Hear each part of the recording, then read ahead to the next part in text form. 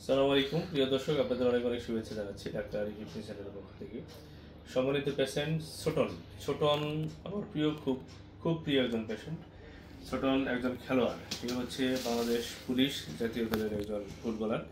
আজ থেকে 8 মাস পূর্বে ছোটনের হাঁটুর এসিএল এবং মেনিসকাস দুইটা অপারেশনই সম্পন্ন করে দিয়েছি।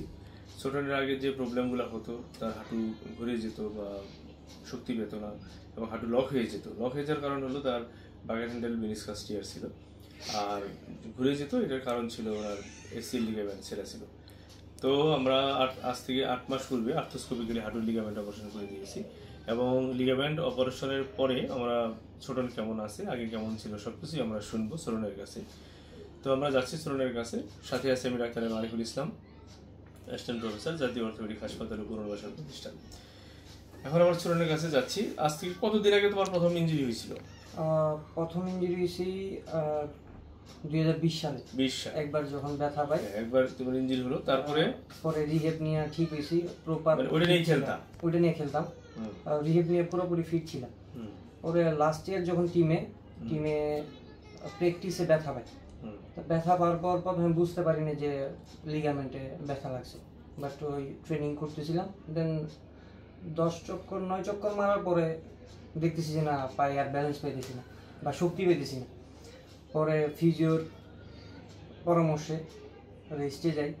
পরে 3-4 দিন আইজিংয়ে অবজারভেশন ছিলাম। পরে আপনার শরণাপন্ন হয়েছি। পরে যখন জানতে পারলাম যে না, আমার অপারেশন প্রয়োজন খেলতে হলে, দেন আপনার কাছে অপারেশন করেছিলাম আর কি।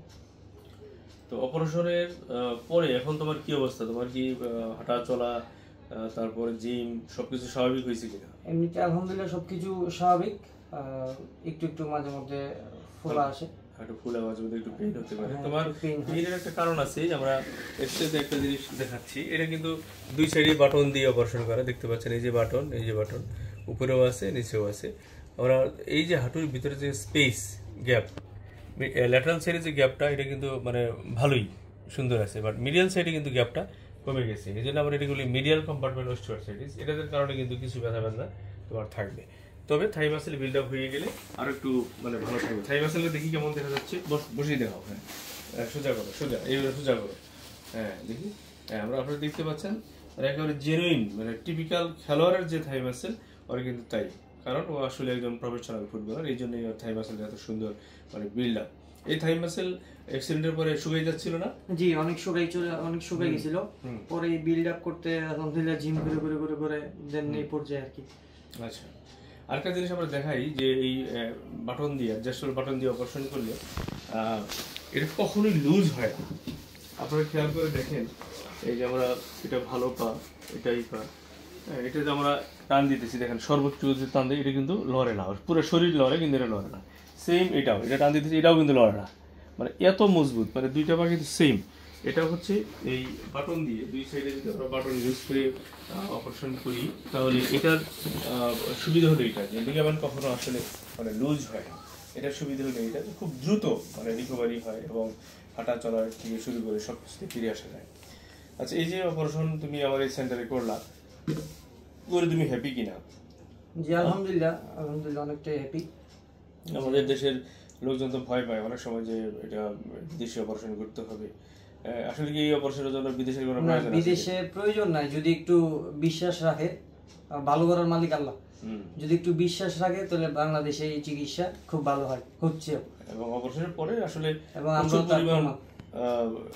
এক্সারসাইজ করতে হয়, তাহলে কিন্তু মানে ভালো রেজাল্ট। আমি সবসময় বলি যে অপারেশনের ফলাফল নির্ভর করে দুইটা জিনিসের উপরে। এক নাম্বার হচ্ছে 50% ফল নির্ভর করবে একটা ভালো অপারেশনের উপরে, আর 50% হচ্ছে অপারেশন পরবর্তী যে রিহ্যাব, যে এক্সারসাইজগুলো, এটার উপরে।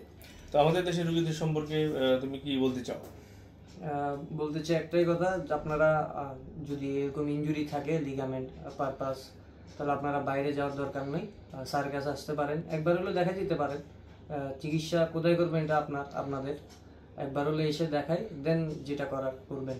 তবে বাংলাদেশে এখন ভালো চিকিৎসা হচ্ছে লিগামেন্টের। আমিও প্রথমে চিন্তা করছিলাম যে না, ইন্ডিয়া চলে যাব। পরে যখন দেখছি যে আমাদেরই কলিগ বা আমাদেরই বড় ভাই একজন, আরও 2 জন এখান থেকে করছে ভালো ফলাফল, তো চিন্তা করলাম যে না, স্যারের কাছে আসি, দেখাইলে তো আর সমস্যা নেই। দেখাইলাম, দেন ডিসিশন নিলাম যে না স্যার কাছে চিকিৎসাটা আমি করি। তো আলহামদুলিল্লাহ আমি এ পর্যায়ে এই। ছোটনকে আসলে ধন্যবাদ। হাঁটু লিগামেন্ট ইনজুরি, মেনিসকাস ইনজুরি নিয়ে আসলে এত টেনশনের কিছু নেই। আমি শুধু এটাই বলবো যে আপনারা যদি সুন্দর করে একটা অপারেশন করেন এবং অপারেশনের পরবর্তী যদি ব্যায়ামগুলা নিয়ম মেনে যদি করেন তাহলে ফল আপনার ঘুরেই যাবে, কোনো টেনশন নেই। তাই হাঁটু রিলেটেড যে কোনো সমস্যা, সেটা লিগামেন্ট ইনজুরি হোক, অস্টিওআর্থ্রাইটিস হোক, যাই হোক না কেন, আপনারা নিশ্চিন্তে চলে আসতে পারেন আমার এই সেন্টারে। আশা করি আপনারা এখান থেকে চিকিৎসা সেবা নিয়ে ভালো করবেন এবং ভালো থাকবেন। সালাম আলাইকুম রহমতুল্লাহ।